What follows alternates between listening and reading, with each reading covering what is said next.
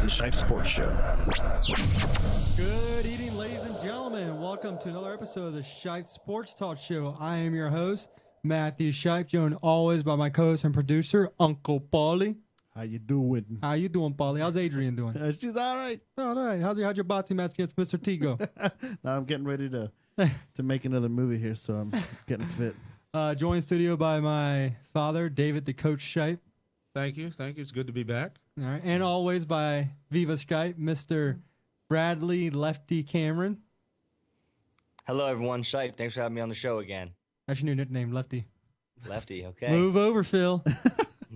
I'm the real lefty. All right. So today on the show, we're going to go over the NCAA tournament. We're going to review, what happened the first 4 days. Some really big a couple of good upsets today. A couple surprise teams in the Elite Eight. Then we're going to switch over to the Sweet 16, the Elite Eight, talk about those. Then we're going to switch over to some baseball. The season's 11 days away. The Ryan Zimmerman number, 11 days. We're going to talk some injuries with the Nationals. They're having some early injuries. We'll talk about that. I want to talk about Matt Scherzer being named the starter and also go over some other injuries around the league. Some top pitchers are going to be out for, the whole year, maybe some of the next years. We're going to go over that. But first, before we get in the NCAA tournament, I want to talk about the Wizards. I know Brad's a big Wizards fan, just like me. And last night was, I think, the lowest point that you can get on the season. We're going to talk some. Once again, Paul has been drinking. No, I hit mute on it. I don't know why I didn't. All right, anyway. All right, so here we go. Streams last night, Whitman left the bench before the game was over. I mean, how can you expect to be a coach and leave the bench? First of all, Brad, how much are they paying Martin Gortat? Can you enlighten me on that? I'm not sure exactly what his contract is, but I know it's several million. He got a good deal, didn't he? Double figures, probably? I think it's 11, yeah. Why is he not in the lineup? Why is he not on the floor when it matters the most? Why are you keeping him on the bench? And why are you allowing Hill to run right past Martell Webster? Webster can't play defense that good. These guys don't know how to switch off when someone goes around. I mean, last night was horrible. The coach left, and, they were 19 at sits at one point. Can you, if I told you today the Wizards were 19 at sits beginning of the season, would you believe me, Brad? The way they've been playing? Well, not the way they've been playing, but, we've seen what they're capable of when they play at their best, which is something like 19-6, and it's a team that can advance in the playoffs like they did, even though it was against a depleted Chicago team last year. They're a team that can still win playoff series, and make some kind of decent run at winning championships. Well, let's just hope they turn around. Beal got hurt again once again. His ankle, that looked pretty bad. I mean, he was able to walk off, but they better change this around, or Whitman may be looking for a new job at the end of the year. And just throwing some names. John Calipari wants to go back to the NBA. But I honestly, in my opinion, I've seen that a lot. And you know what? He just knows how to recruit. I don't think he's a good coach, but his product at Kentucky has come from recruiting. And with the top of Kentucky, let's go right in the NCAA and let's talk about Kentucky against West Virginia. That happens tonight at 9:45. West Virginia, they came out and today, I believe in that past couple of days, and told Kentucky be afraid of us. And when you shake in the beast cage, the beast is going to get angry and they're going to come after you. I'm sorry. Kentucky's not Maryland. And if you bite them hard enough, they're going to come after you 10 times worse. And you're not going to play this little play around game where you're going to try to push around their best player and try to knock him out, because Kentucky has several big guys who will push back. West Virginia, I don't think will be in this game at all. And I think they'll lose by double digits. Brad, what's your thoughts on the game tonight? Yeah, you look at a team like West Virginia, they're a very poor shooting team. They're very inefficient offensively. A lot of their offense, they rely on offensive rebounds off misses. And I just don't see them being able to create opportunities like that against a team as long as Kentucky. So, I'll give West Virginia credit. I'll say they hang for a little bit in the first half. I don't think they'll be blown out double digits in the first half, but come the second half, I think those missed shots are going to turn into transition buckets, slam dunks, alley-oops for Kentucky. You saw Maryland break their press well, and they were getting good looks. They were getting alley-oops. They were getting three-point buckets out of there.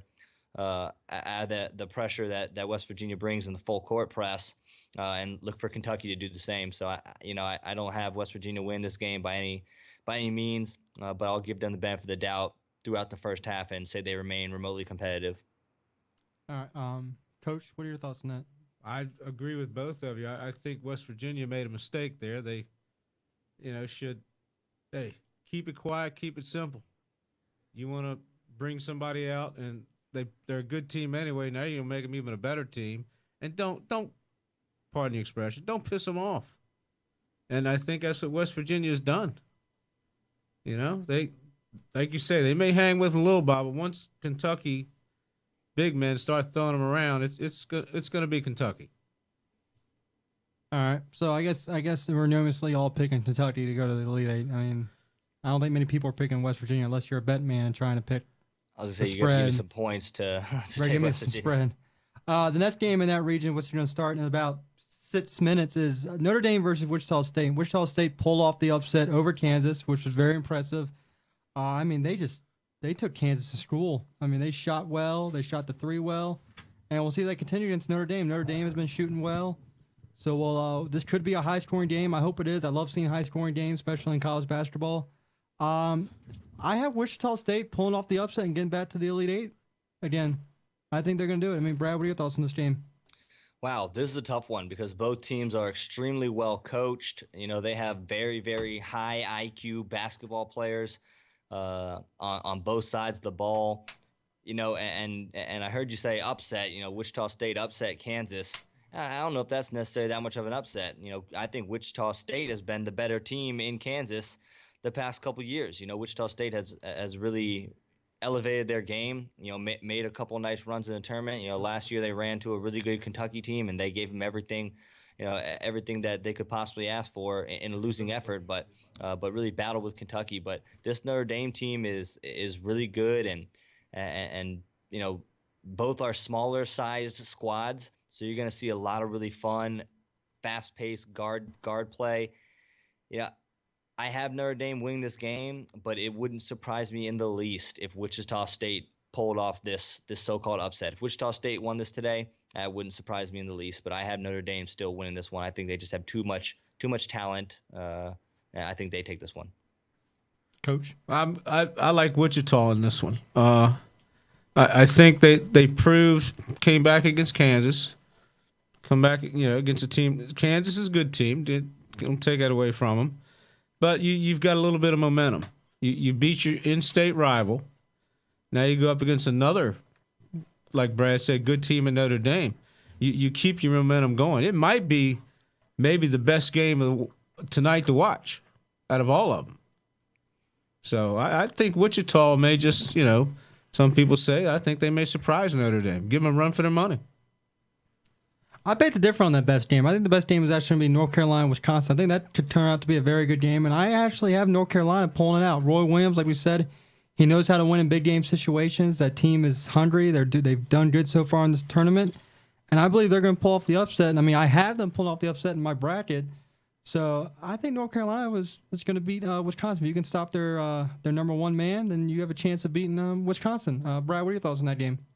Let's see, man. Wow. Yeah, we're getting down to some really, really good matchups and, some toss-ups. That Wichita State Notre Dame is going to kind of be a toss-up. That's going to be a great game. But also this North Carolina-Wisconsin game is, man, it's almost a toss-up. There's so much talent on both teams. They've played at a high level against some of the top talent in the nation already. I'm just trying to think.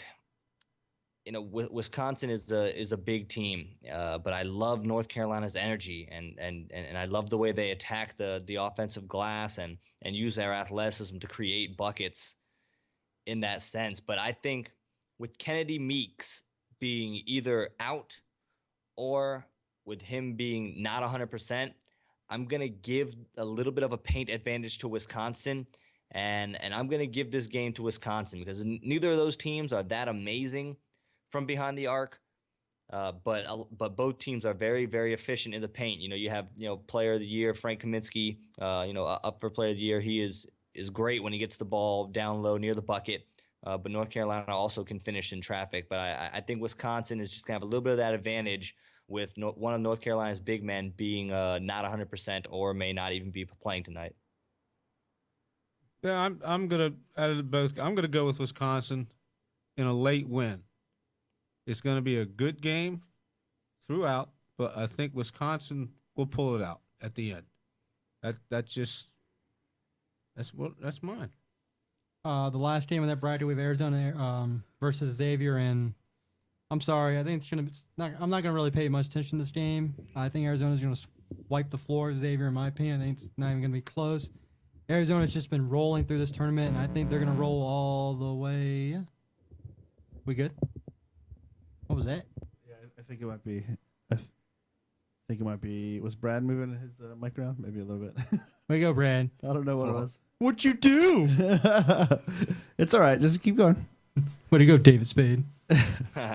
Oh, Richard. I don't know. I don't know what it was. It was something. Some feedback or something. I don't know.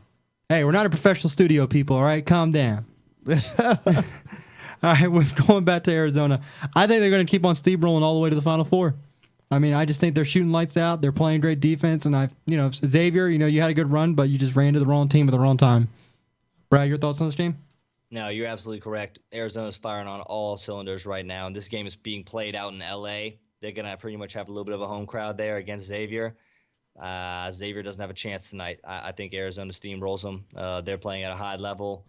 Yep, I got Arizona all the way. Hey, you got Arizona. Got to go with Arizona. Now we'll move over to the other side of the bracket where we have one big upset playing this tomorrow, as North Carolina State will be going against Louisville. Brad's pick. Let's look at it better and better with Virginia and Villanova both knocked out of the tournament. Like I said, Michigan State beat Virginia. You got to watch out for Tom Izzo during March, and he is steamrolling right now with his team. I mean, they lost to Wisconsin in the Big Ten, but he rolls in March Madness. And Virginia, they found the roadblock. So I think that bracket will obviously produce someone who wasn't supposed to be there, it seems like it, with Villanova and Virginia both gone. But we saw with Virginia that once they lost Anderson, that was pretty much it for him. I mean, Brad even discussed with me that they probably brought him back too soon. Hopefully he comes back again next year and gives Virginia another run in the tournament. But I think Louisville is going to keep on rolling. They're going to beat NC State. And I think at the bottom, I think Michigan State's going to beat Oklahoma. And Michigan State's going to be should be a very interesting Elite Eight matchup. Brad, what are your thoughts on these two games? Yeah, one thing that was very interesting about this bracket when I looked at it is that I honestly did think it was a toss-up.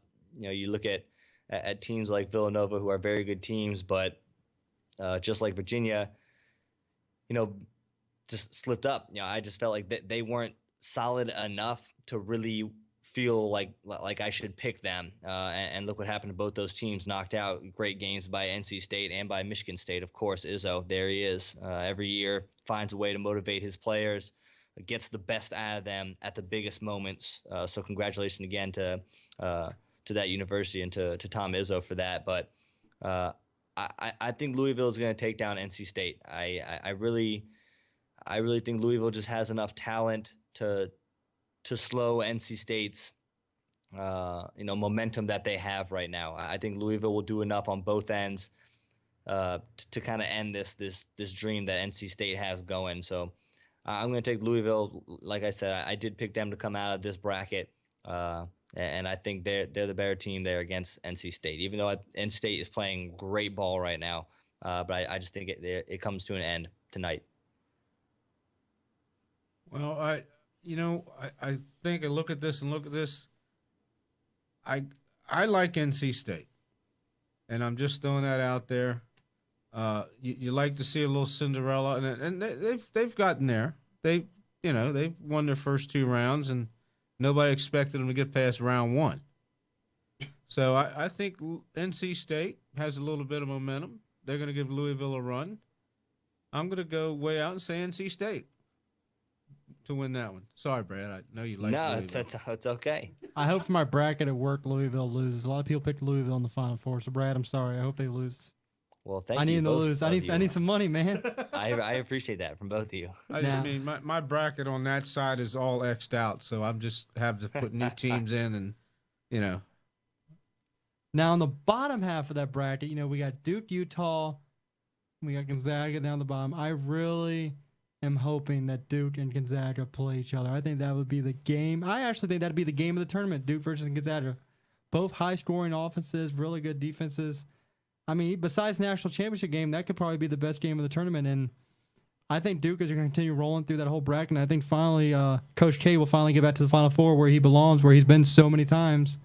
And I think this Duke team is going to ride Okafor. And if he plays good, they're going to ride on his back all the way to the Final Four and hopefully the national championship. So, Brad, what are your thoughts on that lower bracket? Definitely Duke over Utah. I really like what Utah has done this year, and they put together a great season. But I think they're going up against a force that they really just can't match up with. I don't think Utah has any kind of answer for Okafor in the paint. I just think Duke is going to dominate, kind of like they did against SDSU. Just take advantage in the paint. Kind of just bully them a little bit. Use the size advantage that they have, and I think Duke wins this one. I like Duke down there also, and I also like Gonzaga. But Gonzaga should beat UCLA, but don't throw UCLA to the side. They're proving to a lot of people, and it was said earlier that they don't belong. Well, they're proving that they do belong, but I think Gonzaga just be a little bit more than what they can filter through. So I look for a Gonzaga-Duke matchup in the Elite Eight. This is a trap game for Gonzaga. UCLA is going to win that game. I can't remember what sister was, either Emily or Ashley. Yours Ashley said UCLA in the chat room last week. Now they're looking like geniuses. I just think I think Gonzaga was mentally prepared for, I guess, a seeded better challenge. But this UCLA's team is very tough, and they're playing great. So I know they're an 11 seed, but man, they're playing just as good as about anyone else in this tournament. So this is a big time trap game for the Zags, and I could see UCLA winning this game. Well, right now, Notre Dame's up 11-4 with 16 minutes to play. So early game tells Notre Dame is winning 11-4 at Wichita State. So real quick, out of the 16 teams that are left, let's go ahead and give another Final Four and who we think is going to be there. I mean, we've already gave ours last week. Some of ours are still the same. Some of ours are different with teams that lost. I lost Virginia. That's the only Final Four team I lost. I'm still going to go with Duke, Arizona, and Kentucky. To replace Virginia, I'm actually going to go with Michigan State now. So, Brad, if you lost any teams, have you had your whole Final Four still there, right? Well, Shipe, I'm having trouble hearing you guys. I don't know exactly what's going on, but I'm hearing you really faded. How about now? It's still about the same. I can barely hear you. Did it sound okay when we first started? I didn't hear that, Paul. What'd you say? I said, did it sound okay when we first started? Uh-oh. No, didn't get it. Ask David first, and hopefully it'll come back. With your Final Four teams, who you don't have left from the ones we did last week, if you had to change them, who would it be? The teams that are out, where are you going to change them to now? Well, the Final Four, the only one I have to change is I had Villanova there. I'm going to throw in Michigan State in Villanova's place. Michigan State. I still have Gonzaga, Arizona, and Kentucky there. Final Four. You're nodding your head. Does that mean you can hear now? I can hear now. All my four are still alive. Well, congratulations, Brad. Thank you. Real quick before we take a break and move on to our next segment, I want to say so far in the Shipe Sports Talk NCAA Tournament Challenge, we have a tie at the top of the leaderboard. Our co-host Guillermo is tied with my fiance, Francis. So congratulations, baby. Keep it going. Watch it. She's going to be on the show pretty soon if she keeps this up. Right now she's tied with Guillermo, and in second place we have a big four-way tie for second. Guillermo's brother Nelson, Anderson's awesome bracket, Spartan Faithful, who is Sean, and Kentucky Wins, who is Stan. So still a lot of people still in contention. I'm out of it. I already know I'm out of it. I'm in 22nd place. I don't plan on winning anymore. So congratulations. You all beat the host of the show. Didn't take much. Yeah. I didn't hear about a house for my fiance who's whooping my ass in it. So we're going to take a quick break. We'll be right back momentarily. On the other side of the break, we will be talking some baseball talk 11 days away. So please stay with us. Hey, this is Paul from the Shipe Sports Talk podcast. Just wanted to let you know how you can listen to our podcast while you're on the go using the app called Stitcher. You can listen anytime, anywhere using the award-winning free Stitcher app. Best part is, when you stream our podcast or any of the other 20,000 available out there, there's no downloading, no syncing, or no wasted memory. It's on demand and on the go. So if you don't already have the Stitcher app on your iPhone, Android phone, or tablet, download it free today at Stitcher.com or from your app store. Add us to your favorites list, and every week when we put out our new episode, Stitcher will automatically update and have the latest episode of the Shipe Sports Talk podcast waiting for you. While you're there, it really helps us get our podcast noticed if you give us a nice review, rating, and thumbs up. We'll greatly appreciate it. Have a comment or question? Easy. Go to ShipeSportsTalk.com, click on the Contact Us tab, and there you'll be able to submit your questions or comments. We love hearing from you, so we'll be sure to thank you live on the air. You'll also find on ShipeSportsTalk.com the latest episodes, show notes, and other ways to find us on platforms like iTunes and YouTube. Now, back to the show.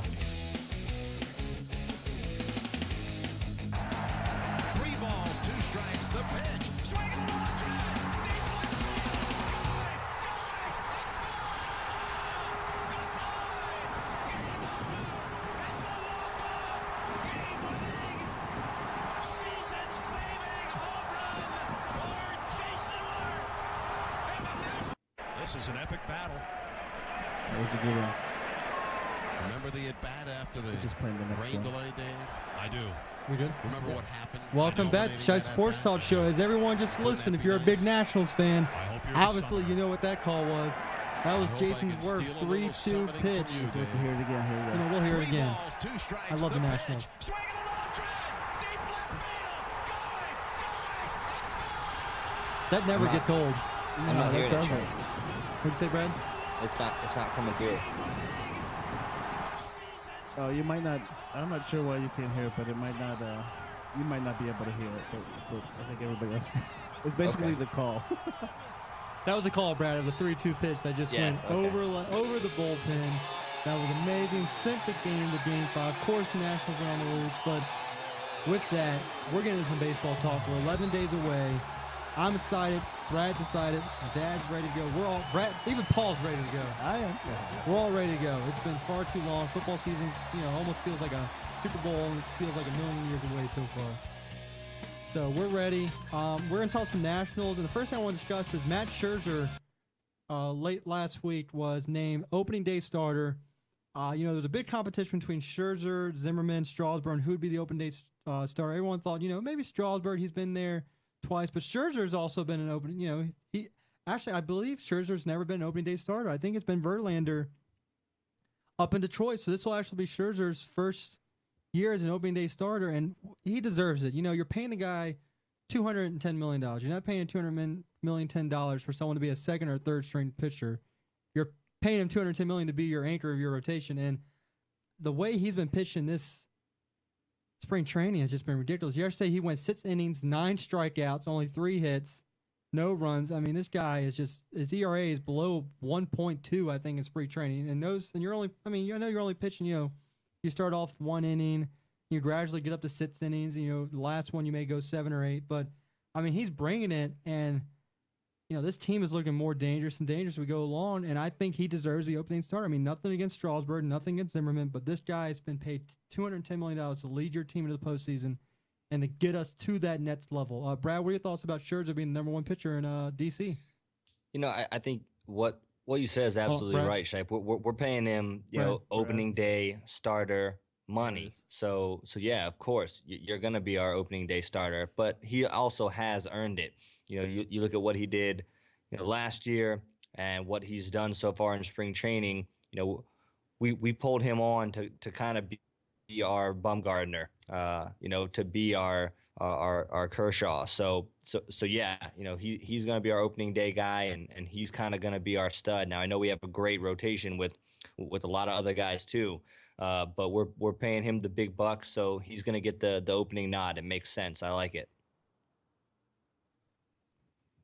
Coach, what are your thoughts on Scherzer? I think it's a good choice for Scherzer to be the opening day starter. But then, as you were talking earlier, some injuries, and you have to look at Strasburg, hurt his ankle, pulled it. So really, Scherzer's a starter. Okay, good pick. They give Strasburg a little more time to rest. Now he's not pressing to be the opening day starter. He can relax. They can take care of the ankle, get it done, then you go for your second or third if he's a second or third man. But if Scherzer, the way he's pitched this spring, I mean, that's what coaches look at.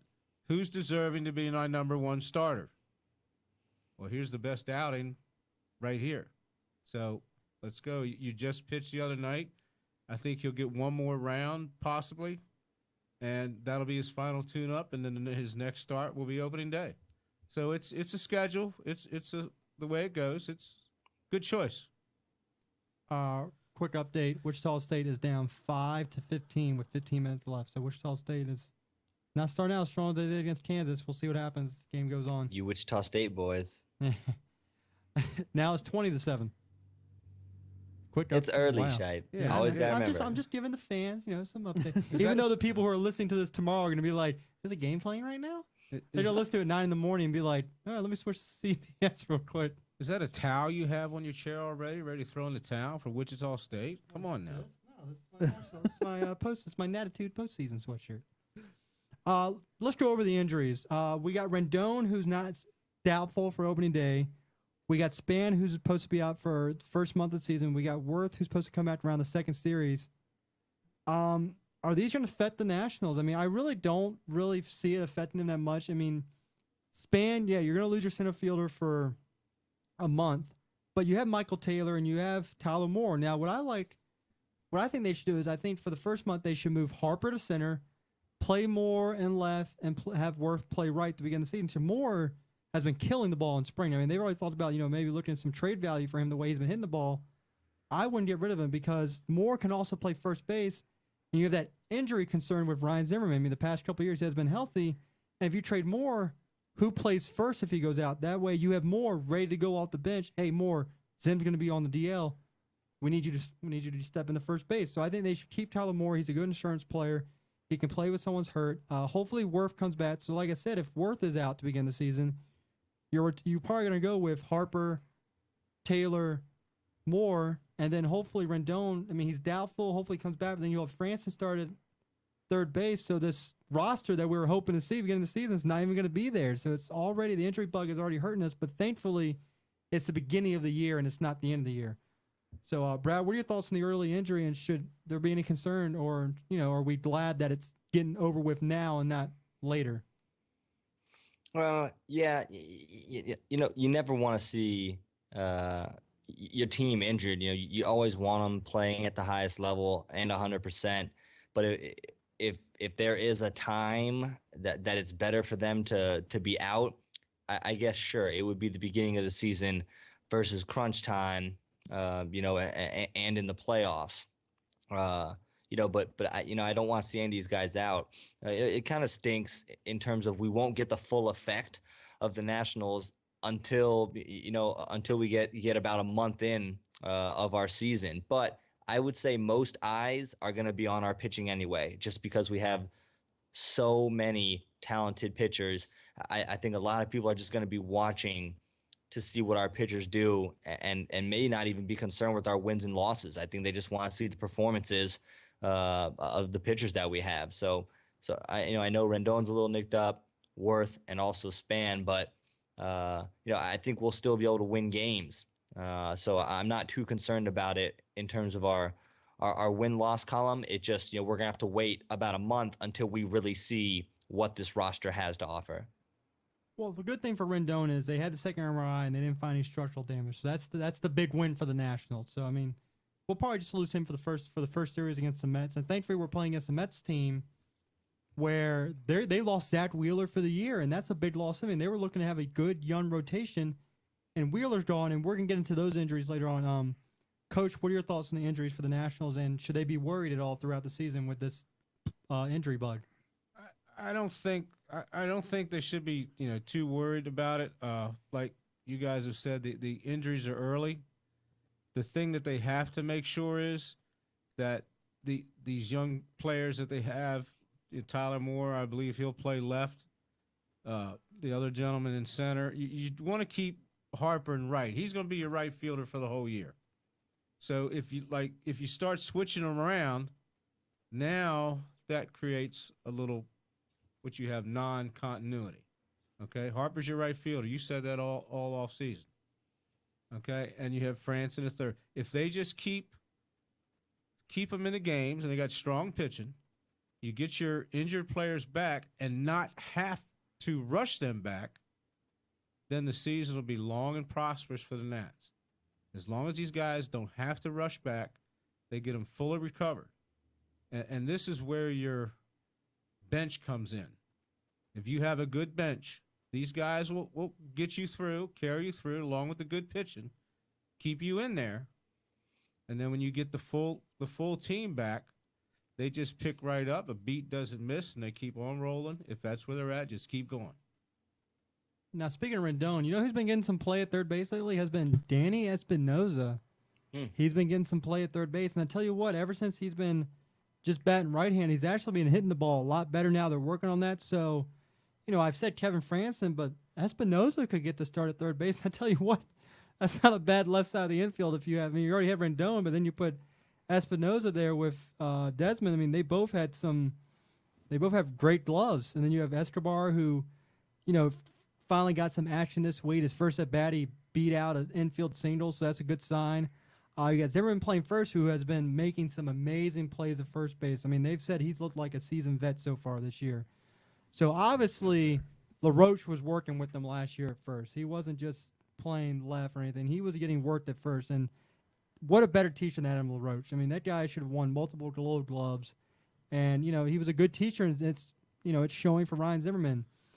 Span, you know, Taylor, I mean, what can you say about Michael Taylor that hasn't already been said? I mean, he's a great player. His first is bat in the majors last year. He hit a bomb in the Braves. I mean, that's how you come in the majors. You hit a home run your first at bat. So I'm excited for the season. I think these injuries won't be as bad as people think they will be, and I think they'll just be just fine. I mean, April 6th, 3 o'clock against the Mets. Let's get this rolling, Scherzer.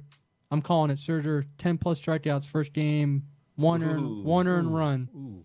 I'm going 10-plus first game, one earned run for Scherzer. Still early. I don't think so. I think this guy's ready to go. He wants to show DC what he's all about, and he's the opening day starter. He's gonna go. He's gonna show us why he's worth $210 million. I think that's what's gonna happen. I like your style. Now let's hope Harper continues what he did during the postseason. We can have that. It'll be great. He needs to step up. This is his chance to show, you know, with those guys out, you know, Worth and Span for how good they are with their bats, that he can support this club still and get, you know, get RBIs and also get on base. You know, this is really his chance to take a little bit more of a responsibility and be a little bit more of a leader in this club and, you know, show that he can kind of put the team on his back with possibly people being out, you know, especially Rendon.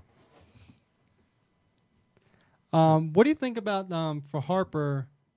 By a vote of his peers, voted the most overrated player in baseball. Puig was in second place. A-Rod was in third, which I think is ridiculous. Just A-Rod's irrelevant right now. Actually, A-Rod's going to start the season as the starting DH for the Yankees, so good for him. But what do you think about Harper being the most overrated player? I really don't think he really is the most overrated player. I mean, look how I think people, I hate to say this, but I think players are jealous of what he has become already. I mean, the kid's still young. He came to the league very young, at 19 years old. I mean, he basically dropped out of. I mean, he didn't drop out of high school, but he got his GEDs to go to college early so he can get drafted. I think it's more jealousy than more people actually think he's overrated. I don't think he is. I think he's right on track with what he is for his age. I mean, he's exceeded what people have thought he was going to do. I mean, he's been hurt, but he's done more than what people thought. And I really don't think he's an overrated player. I think he's right on track to what he should be. Brad, what are your thoughts on that, of him being voted most overrated player in baseball? You know, I think people look at like the youngest faces in baseball and they look at Harper and they look at Mike Trout. And so I think they're comparing him a lot to Trout. Which is unfair. Like, which is very unfair. But it's like, you're not him, so you're overrated. But it's really not fair. It's just Harper is one of the young faces of the MLB, and so is Trout. And it's, you know, it's not like Harper is going out claiming he's the best. You know, he just goes out and play baseball. You know, he's not trying to trying to be anyone besides himself and just play and help this club. So it's not like he's bringing a target upon himself. He doesn't go out there and say, I'm the best, whatever, 19, 20-year-old. You don't hear those things come out of his mouth. And so I think it's simply a matter of his popularity and what he brought to the game right away when we brought him up and he started playing. He was electric, and he became a face, a young face of the MLB. And with him is Trout, and they're just putting numbers against him with Trout, and it's not fair. And so I think they're off when it comes to that, because Trout has been MVP caliber. I mean, he's been playing absolutely incredible. He's also older and spent more time in the minors. Yes, more time. He is a little bit older, but I just think that's kind of where people have him. They have him on a scale with Trout, and because he isn't him, they're claiming he's overrated, which is absolutely ridiculous, in my opinion. Coach? Well, yeah, you're right. They compare him. Anything he does is compared to Trout. Mm-hmm. Trout hits these home runs. Well, Harper doesn't hit that many. But, the thing is Bryce Harper plays baseball the way Bryce Harper has been taught and knows how to play. And some people have rejected that. But, you're looking at an 18-year-old young man that came into the majors where half the, people his age are still in their senior year of high school. Okay? He's in Major League Baseball. He still has an 18-year-old mentality where, this is great. Look where I'm at. I'm going to make mistakes. He made mistakes. And the thing is, people are waiting for him to make mistakes. Okay? And that's where this overrated has come from. Okay? It's then people go back, Mickey Mantle this, Mickey Mantle that. And, he came up early and this and that. A lot of people don't know that it was unfortunate. I'll tell you an old story because I'm an old coach. Mickey Mantle was close to giving up baseball. He came up. They brought him up, and a good friend of my father's, Walter Matheson, that pitched for the Old Washington Center, struck him out 5 times in one game. Okay? The manager of the Yankees sent him back down. You're going back down to the minors. You can't hit. At that point, Mickey said, well, if I can't do this, I'm going to give baseball up. But, getting back, a lot of people have done that comparison with Harper. Okay? But you have to say, it's different people, different times, different places. Okay? This is Bryce Harper with a new generation. We can't go back to the 50s and say, he's compared. He's not. That's 1950. We're year 2000 and plus. Okay? Attitudes are different. Fundamentals are different. Bryce Harper is Bryce Harper. Let the man play the way he knows how to play. And let it be done. Trout plays his way. His disposition is different. He's quieter. Bryce likes to, play giddy up and go. There shouldn't be any, he's most overrated or whatever. He's overrated because a lot of people talk about him. Good things. And that's what gets, they're talking about good thing this, good thing that, and then, he's overrated because they're talking, okay. He's going to make mistakes. We're human. And he's learning. He's learning. So, they just have to back off, let him play his game, talk about him 10 years from now, and see if you don't get different stories. Don't get me started. All right, well said. I mean, I agree with everything Coach just said. I mean, well said. I mean, Harper, he's still learning, and he's still, that thing he did with spring training where he tried to bait the runner to go second. He threw him out. It's a good play. But you just don't do that in the majors. That's a high school play right there. That's a high school backyard bullshit, as they like to call it. I mean, did you see the play, Brad, that he did that? Yeah, I know what you guys are talking about. It was smart, but you don't do that. That's just really aggressive. I mean, that's just really, really aggressive baseball that works for you one time out of 100. And I know Harper likes to take on the challenge like that, like stealing home, when he did it. He likes to stir the pot in a sense. which is which is great, and which is one reason why we love him, because he is very gifted. He's extremely athletic, and he can create these miraculous plays. But you do have to be smarter. Like you got to be able to really control yourself in that sense, and that's how you can get better. It's not I need to pull more of these miraculous plays off. It's I need to be smarter and save that for when it needs to be the miraculous play, not try and always making everything into a miraculous play. It's funny you mentioned about stealing home. The first time I saw Harper, me and my dad went to a game against the Phillies, and Cole Hamels hit Harper because, he was a new kid in the block, and Hamels just hates Harper. Let's just put it that way, because he thought Harper was cocky and everything. Yeah, they've never got along. So Harper gets the third, and Hamels threw over the first. I looked at my dad. I said, look at Harper. He's going. And sure enough, he threw the first, and Harper darted home and got home safe. And I bet you Hamels regret hitting at him. And, speaking of Harper, people think he's overrated. Let's go back to this minor league game. I don't know, did any of you guys watch the documentary ESPN did on Bryce Harper? Mm-hmm. They talked about that incident where he blew a kiss at the pitcher of the opposing team, and everyone gave him crap for it. They called him, like we said, overrated. He shouldn't have been doing that. But if you watch the documentary, the reason he did that was because that opposing pitcher was saying crap to his players, was talking to his bench. So to Harper, that's like, all right, you want to talk crap to us? Or I just hit a home run off you. Take this kiss as a little thing. So it's not like Harper did it because he wanted to. It's because this guy was talking crap all game, and he hit one off him and said, hey, I'm not going to play that game.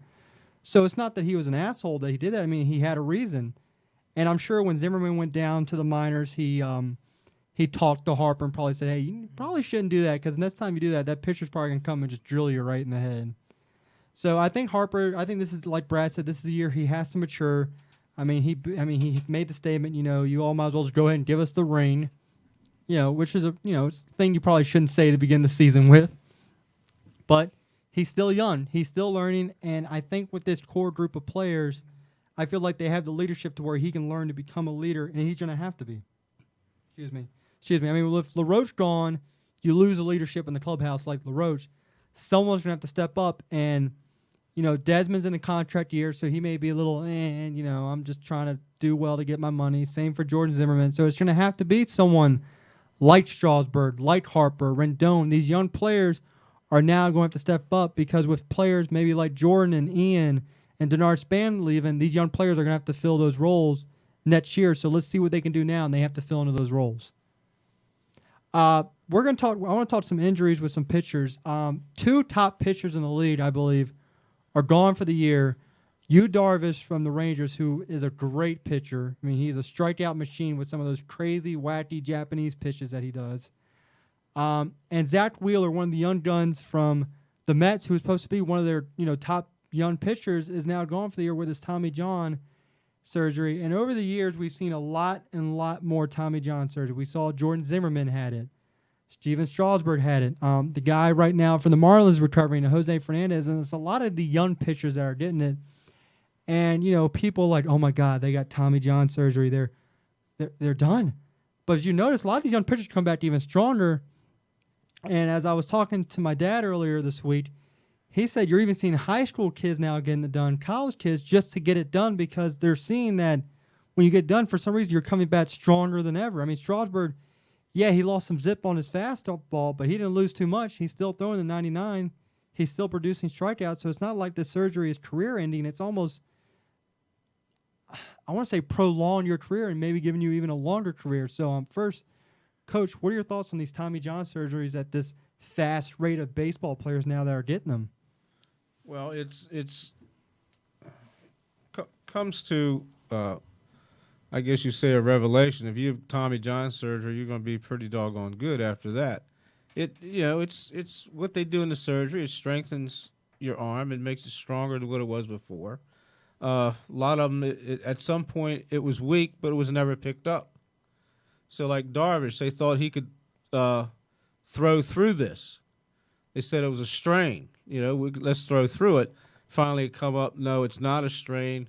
Now that we've looked at it closer, you need to have the Tommy John, which is what's going to make stronger. I don't know if it's going to put you at a everyday 20, 25, 30-game winner, but you have a little bit more. You have a longevity with it. It's like what doctors say when you have a shoulder surgery or something. They say, go ahead, use it. It's fine. It's a rotator cuff. Some people will have it. I know I've had it a couple of times. I was afraid to throw, and he goes, "Why are you afraid to throw?" He goes, "Throw. You're not going to break it again. It's not going to come off. We fixed it. It's there, and it's Tommy John. It's fixed. You're there. I don't see anybody go. Unless I'm wrong, but somebody that has had it has gone back and say, "Well, I got to have it again. It wasn't done right the first time." And you have these doctors, Dr. Andrews. I think he's He's a great doctor. he's a great doctor right there. And there's a couple doctors in California that perform this. So it's a longevity. If you better your career. I think for Strasburg's case, real quick, I think we all can agree that they overused him probably in college. I mean, he was throwing on 2-3 days rest during that College World Series. I mean, he got used a lot, and that's what it is. I think a lot of these young pitchers coming out of college, the college teams are using them a lot during these College World Series and everything. And they get to the majors, it's like, oh God, I've been throwing, sometimes 2-3 days rest. My arm, it's already hurting by the time they get to the majors. I mean, Strasburg only lasted, when he came up, not even that much in the majors. What was it, a couple months before they had to shut him down and get the surgery. Brad, what are your thoughts real quick on all these young pitchers, with the Tommy Johns becoming more popular now with young pitchers? I think there was a time when this was a debilitating injury and it was virtually career-ending.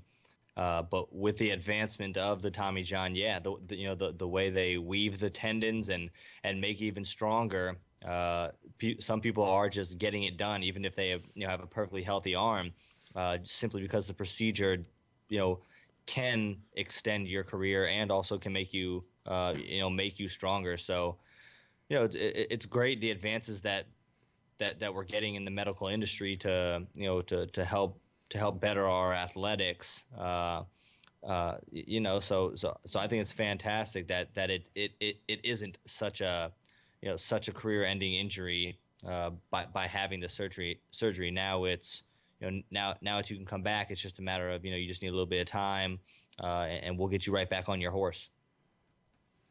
Yeah, and I think Darvish, Wheeler, they're both young. Darvish was one of the younger Japanese pitchers. The guy from the Yankees, Tanaka, he was a more older pitcher, and that's where if you have Tommy John surgery, probably over your 30, that's probably when you're starting to get a little bit scared. Maybe, but some of these young guys, Darvish, Wheeler, Strasburg, Zimmerman, I mean, they're come back stronger, and that dude from Fernandez from Marlins was already a force to be reckoned with. He was almost Strasburg-type status with his heat. He's going to come back even stronger, and that's where, the Marlins are going to look better once he finally gets back in the lineup. But now, I can't wait to see how Harvey does. I mean, he's going against us the third game of the year. It's going to be Harvey against, I kind of wish they'd let Strasburg go to Game 3 and Harvey versus Strasburg. That'd be a hell of a matchup for Game 3. But you'll have probably Zimmerman against Harvey, and I can't wait to see what Harvey does. I know he's what? What's wrong with that matchup? Zimmerman against Harvey? It's still a good matchup. You're looking at a good matchup either way you go. Yeah, I know. But I'm interested. I know we're playing against the Mets, but I'm interested to see how Harvey does returning. I mean, he's been gone, for over a year. He's back. I heard he's pitching great in the spring training. But it sucks because you get Harvey back, and then you lose Wheeler. It's like, oh, God, Mets are probably just thinking, come on, cut us some break. Yeah, can't dodge one. And they were looking to have a good year. Now, with him hurt, I really think the Marlins, it's their second place for the taking right now. So, yeah. I mean, now, and also other injuries in baseball. You have Victor Martinez and Miguel Cabrera coming back now playing for Detroit. So now Detroit's finally loading up. And as I mentioned earlier, this is going to be the first time in 7 years Justin Verlander isn't starting opening day for the Tigers. David Price got the call. So, congrats to David Price. Justin Verlander just, I think his time is starting to wind down a little bit. I mean, he's getting older up there in age. He doesn't have the same stuff. He hasn't been the same for the past couple of years. I don't know, maybe it's the Kate Upton effect, like what Jessica Simpson did to Tony Romo. Who knows? Maybe she's worrying more about Game of War, whatever the hell that game is. She shows every time I try to play Trivia Crack. I'm tired of seeing her face. I just want to play Trivia Crack. Brad knows what I'm talking about. I certainly do. She's she's all over everything. I don't know. I don't know how they have the money to pay her. But yeah, no. I think it's more Verlander is just Getting up there in possibly on age. his decline versus Katie being that much of a distraction. I think actually the Kate Upton. Tigers losing Scherzer will be a bigger threat to them with Verlander on the decline. I mean, now their true ace now is going to be Price. They don't have that because if Scherzer would have stayed with the Tigers, that would have been a hell of a rotation with Price and Scherzer up there. Yeah, they're really gonna have to lean on Price pretty hard. And honestly, they need Verlander to at least get back to close what he used to be because what he did last year just isn't going to cut it at all for that organization with losing Scherzer. So lots of eyes are going to be on Detroit's on their rotation on their pitchers. We'll have to see. We'll have to see what they got. They need a one last hoorah year from Verlander. They need that big. They do. Otherwise, they won't be competitive at all, in my opinion. Brad, I got a little funny golf thing for you right here. I just got a little Please tell me video it's not. clip on Bleacher. No, it's not Palmer. Phil Mickelson lost his head of his 8-iron making a contact with the ball below his feet in a fairway bunker. So his 8-iron head went flying. We can fix that for him. Just need a little epoxy. Hey, bring him over to Dit Sporting Goods. Well, we can take him to my basement. I can fix it for him in my basement. As a fan, if that thing came near your feet and he just said didn't want it anymore, would you just take that and put it on one of your clubs, or would you just keep it like on a shelf or something? What would you do? What would you do with something like that? I might shaft it and hit it a couple times, but then probably shelf it. Like, where'd you get that 8-iron from? Why is there some random Callaway in your bag? No, it's not. It's just Phil Mickelson's. I Put a mean, nip shaft on it. I would fall on that thing and slip it down my shirt. Like, no, I didn't see anything. Went down the gopher hole. Better call Bill Murray. Yeah, get Bill Murray out here. He can take care of it. In case no one knows the reference, that's the movie Caddyshack. Probably one of the greatest golf movies ever. See Caddyshack. Don't go see Caddyshack 2. You'll want to kill yourself afterwards. I don't know about that, but it wasn't a good movie. No. I think one day on the show we're gonna have to go over some sports movies. Which one? You know what? We have a little time. Let's end the show on some fun note. Let's go over some sports movies. Why not? Sure. Something fun. Why not? You know some sports movies. I know sports movies. Brad does. I'm sure Paul's Yeah. seen some. The Mighty Ducks. That was a great sports movie. Which one though? 1, 2, or 3? No, the ultimate all time is the Bad News Bears. That's a funny one. The first So- one, the original. Believe I'm Thorne was a little bit more vulgar than the original one. Yeah. Don't let your kids watch the new one. Caddyshack was good. You know what? You know who does really great sports movies? Kevin Costner. Yeah, he Yeah. does. Bull Durham was great. Field of Dreams was great. Tin Cup. Tin Cup was a great movie. Draft Kevin Day was Costner. actually pretty good. Oh yeah. Mm-hmm. It didn't get really good ratings, but it's No. pretty funny to see. I don't know if that's actually what GMs do on draft day, where they're just calling people, but it was pretty interesting to see if that is the life of a GM on draft day. It's on now, isn't it? Isn't it? Yeah, it's on. I think like Yeah. Matt's or something. Okay. Yeah. What was the movie he played in that he was a pitcher for the Detroit Tigers in his late years or last was it years? for Love of the Game? Love of the Game. Yeah. That's the mhm. one where he got the perfect game, right at the very end. That's it. Yeah. Yep. Is it? Did he also do Field of Dreams? Was that him?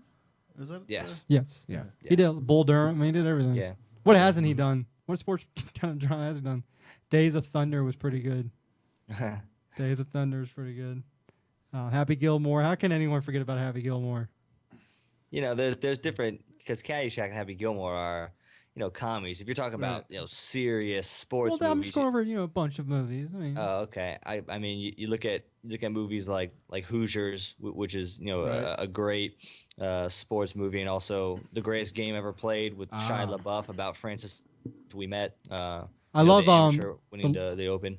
Legend of Bagger Vance was pretty damn good. Great movie there with Yeah. Will Smith and also Matt Damon. That's a Right. fantastic. The guy movie, who yeah. played Bobby Jones had his swing down perfect. I don't know how you didn't do that, but he had it down perfect. Hagen was funny in that movie too. Yeah, Well, Hagen was funny. The gentleman that played in the Bobby Jones movie. The movie about Bobby Jones. Mm-hmm. That the actor. I'm real stupid here. I forget his name. He plays in a series now on TV, but he did a good job in that. Remember the Titans will always be one of the great football movies. Fantastic, yeah. Oh, that's Yes. true. Any Given Sunday with Jamie Foxx. That was pretty interesting movie, but pretty good. Replacements, Keanu Reeves. Oh no. I got you the ball. You gave me the ball. I got you the ball. Go sit down now, Danny. Okay. I mean, What about He Got Game with Ray Allen? what That's a game? good one. And He Got Game. Never saw That was that. with Ray Allen and also Denzel Washington. Very, very good movie. Space Jam. I don't care what LeBron James has done. He's never beaten aliens in basketball, so Jordan will always be better. Space Jam. Beat me some aliens, LeBron, then you'll be good.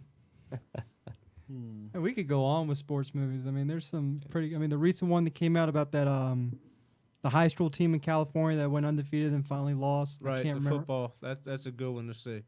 Try to figure out what that actor was Yeah. for you that played in Bobby Jones real quick. Don't you? I just love Wikipedia. You can find anything except that. Or just Google. Well, what about the football movie with Burt Reynolds in it, and the prison guards versus the inmates? The Longest Yard. Longest Yard. Longest Yard. Yeah. Yep. The remake was pretty good too. Adam Sandler's done some couple comedy sports movies. Now I think about it. Yeah, he's done a few.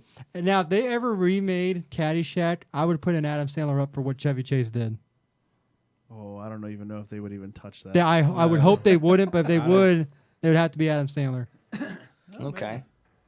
Now, I heard they're trying to make a John Daly movie, and you know who they want to play John Daly is Kevin James. Kevin James. To play John Daly. That could be interesting. That's fitting, I would say. Yeah, that would be a good person for that part right there. Special appearance by John Gruden to be his caddy. Yeah. Wonder if he'd play in his bare feet. Oh man, we're gonna have to do an episode where we talk about sports movies, talk about our most favorite ones we think you should never see in your life. There's a couple you shouldn't see. We already mentioned one. But Bill Murray in Caddyshack was just great. I mean, he can just the performance he did there. Yeah, one of the greatest roles, greatest characters in just about any of Hollywood. That he knocked that role out of the park for sure. Now, funny story to go with that Caddyshack. Remember where he blew up the gopher hole right at the very end? Mm-hmm.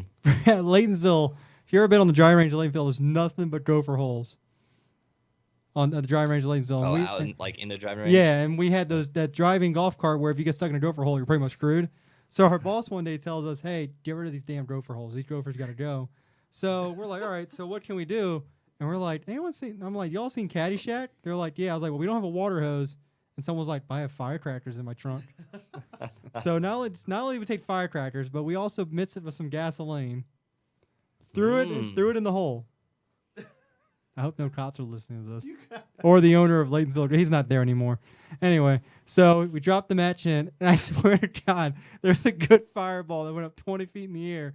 Here comes the assistant pro going, "What are you guys doing?" We're like, "He told us to get rid of the gophers." He's like, "But not like that where the freaking ladies league can see a fireball going off in the air thinking the course is on fire." That's funny. It was a good... see, that's where I wish I had a cell phone that could record. That'd be on YouTube quick. That sounds safe. I would say it was very safe. Of course, I was 10 feet back. I wasn't the one blowing anything up. Hell, no, that. of I was course going not. where I was going near that. I was just watching it. I'll tell you what, you can have some good stories on a golf course. All you people may think golf is boring, but play with me and Brad around, or my dad, and you'll have some fun playing golf. Never a lack of fun between my buddies. That's for sure. Oh, no. Now I should get that liquor golf going. Paul, if you want to get drunk playing golf real quick, you got to play liquor golf. I don't know. Not last time, but we did an outing or something like that. We played a tournament for the BWB or whatever. And a brother of my buddy brought a beer stick. Have you ever seen these things? It's basically just like a huge syringe, and you just fill it up with like 2 or 3 beers, and you just kind of like force it down your throat, and it's crazy. I've never even seen anything like that. Worst shot on every hole has to do one. What we do for liquor, you play golf, right, Paul? Yeah.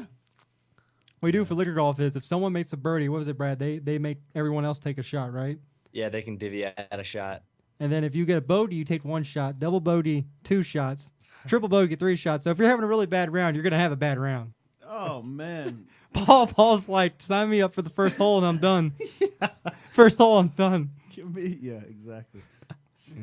I mean, you can play. I remember Brad. We played Shanks and Ditch Sporting Goods.